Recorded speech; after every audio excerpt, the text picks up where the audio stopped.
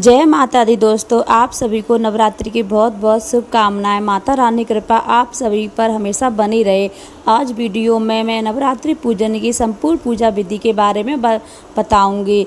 जैसे चौकी कैसे लगाएं, ज्वारे कैसे बोएं, कलश स्थापना कैसे करें, अखंड दीप कैसे जलाएं और नवग्रहों की स्थापना कैसे करें और हम हवन कैसे करें, ये सभी जानकारी इस वीडियो में बताऊंगी। तो आप वीडियो को पूरा ज़रूर देखें। नवरात्रि में सुबह सवेरे उठकर स्नान आदि करके शुद्ध हो जाएंगे। शुद्ध वस्त्र पहने, जहाँ भी आपको पूजा करनी हो वहाँ सफाई कर लें, चौकी लगा लें। चौकी के पास में आप डेकोरेशन भी कर सकते हैं।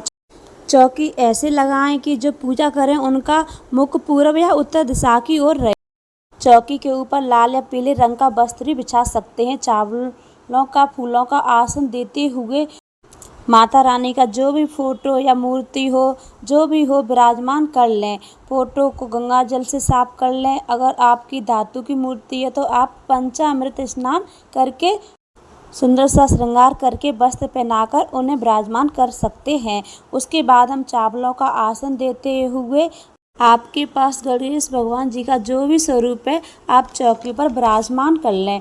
मेरे पास फोटो है तो मैं फोटो को गंगा जल से साफ करके माला पहनाकर श्री गणेश भगवान जी को चौकी पर विराजमान कर लूँगी।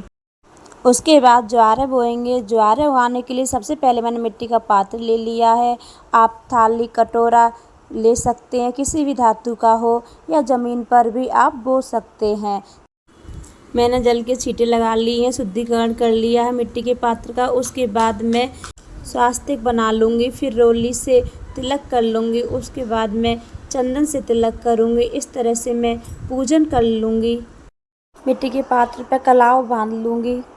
साथ में ही सूखी मिट्टी या बालू ले लेंगे। कंकड़ नहीं होने चाहिए। मिट्टी या बालू में अच्छे से छान लें। मैंने बालू ले ली है। बालू को हम मिट्टी के पात्र में भर लेंगे, पूरा ना भरेंगे, थोड़ा सा ऊपर से खाली रहने देंगे। गेहूँ मैंने रात को ही भिगो कर रख दिए थे। आप जो भी ले सकते हैं, या जौ और गेहूँ दोनों को मिलाकर ज्वारे बो सकते हैं। तो मैंने गेहूँ ले लिए हैं। इस तरह मिट्टी में गेहूँ धीरे धीरे फैला देने हैं। फिर हम पानी डालेंगे, मिट्टी को गीला कर लेंगे।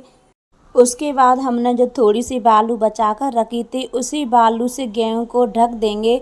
हल्का हल्का ढकेंगे, बाद में जल के से सींच देंगे, हल्के हल्के छींटे लगाएंगे।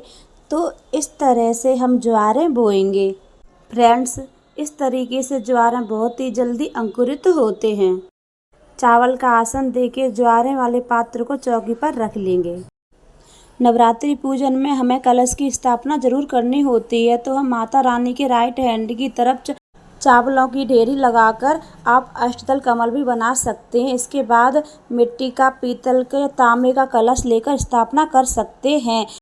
कलश के कंठ पर कलावा बांध लेंगे। कलश के ऊपर स्वास्तिक बना लेंगे। उसके बाद हम पहले रोली से तिलक करेंगे, फिर हम चंदन से तिलक कर लेंगे।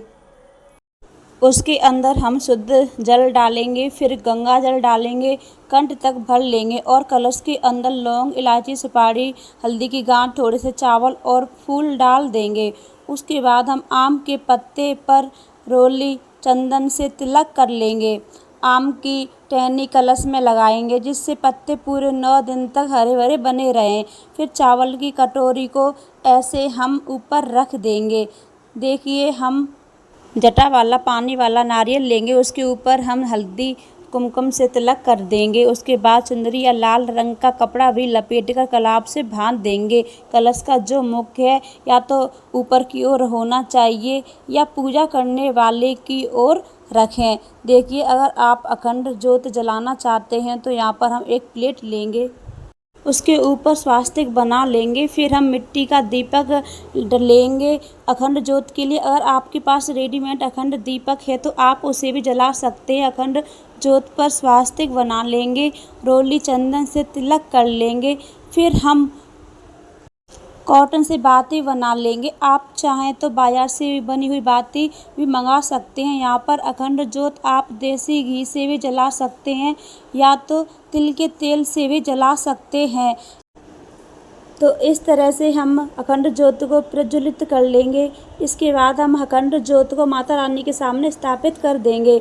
उसके बाद हम यहाँ पर नवग्रह की स्थापना करेंगे। तो 9 डेरियाँ हम चावल से लगाएंगे। तो देखिए, पूजा में हम चावल यूज़ करते हैं, चावल टूटे नहीं होने चाहिए। फिर 9 डेरियों के ऊपर हम 9 सुपारी रख देंगे। आप चाहें तो षोडश माताओं की भी स्थापना कर सकते हैं। अगर आपके पास धातु का नवग्रह यंत्र है तो आप उसे भी स्थापित कर सकते हैं। इसके बाद हम धूप दीप की स्थापना कर लेंगे। इसके बाद हम संकल्प लेंगे। संकल्प लेने के लिए एक हाथ में फूल ले लेंगे, अक्षत ले लेंगे। उसके बाद हम माता रानी से प्रार्थना करेंगे, संकल्प करेंगे, हे माता रानी, मैं आपका नवरात्रि पूजन कर रही हूँ। मुझसे कोई गलती हो जाए तो मुझे क्षमा करना और मेरी मनोकामना को पूर्ण करें। फिर हम जल के छींटे लगाकर भाव रूप से स्नान करा देंगे सभी को।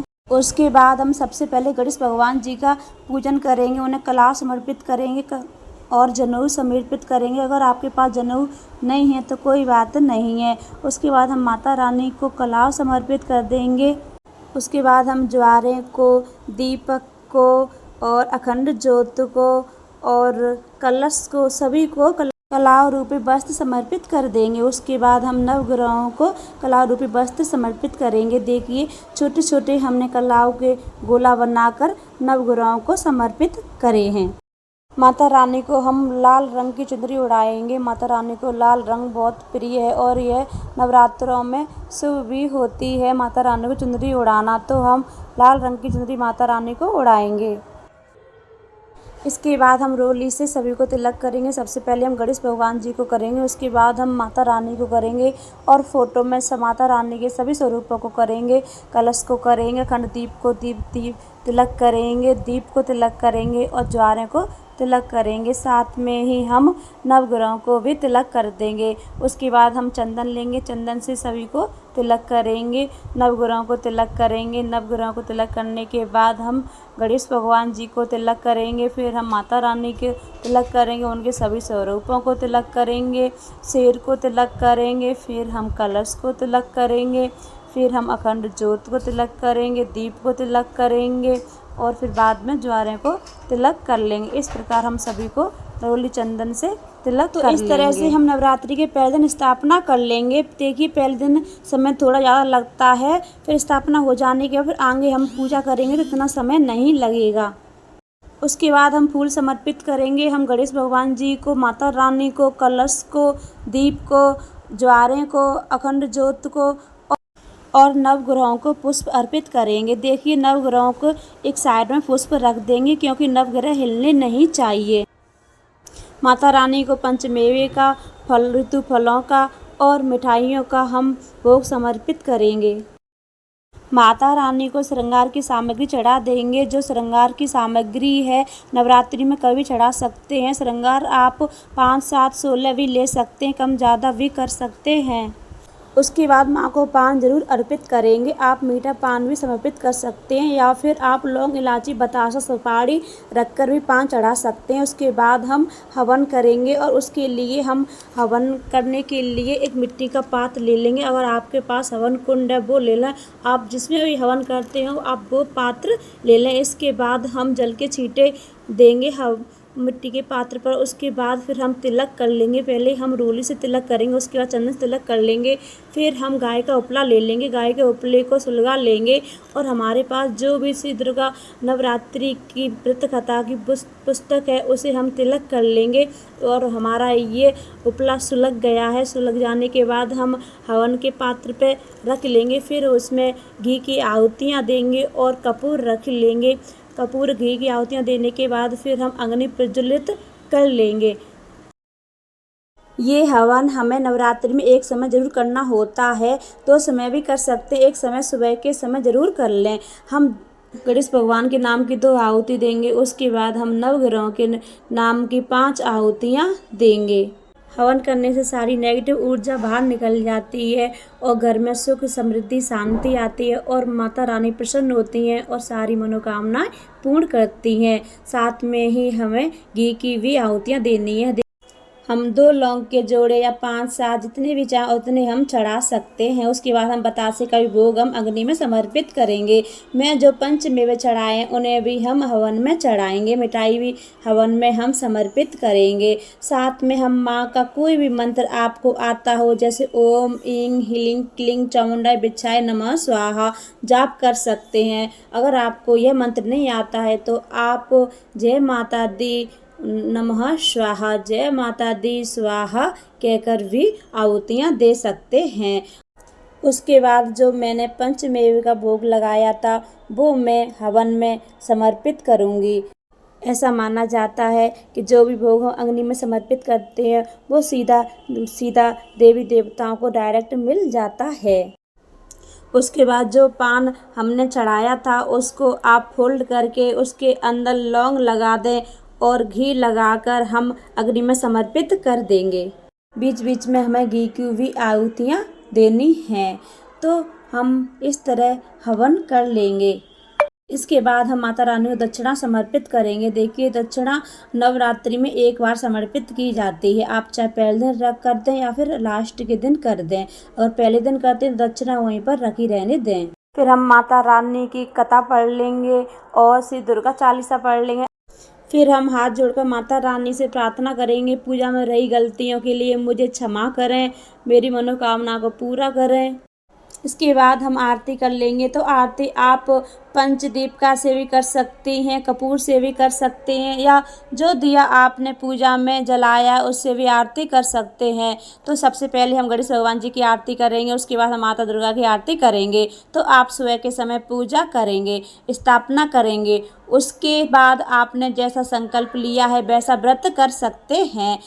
शाम के समय भी हमें भोग, दीप, धूप, आरती इत्यादि करनी होती है। आप एक समय श्री दुर्गा चालीसा पाठ और दुर्गा सप्तशती पाठ अवश्य करें। ऐसे ही हमें सुबह शाम दोनों टाइम पूजा करनी होती है। तो नवरात्रि पूजन का यह संपूर्ण विधि वाला वीडियो आपको कैसा लगा मुझे कमेंट करके ज़रूर बताएं। फ्रेंड्स, नवरात्रि चल रहे हैं, प्लीज़ कमेंट में जय माता दी अवश्य लिख दिया करो। अभी तक मेरे चैनल को आपने सब्सक्राइब नहीं किया है तो चैनल को सब्सक्राइब कर लें और माता रानी की कृपा आप सभी पर हमेशा बनी रहे। दूसरे वीडियो में फिर मिलते हैं, जब तक के लिए जय माता दी।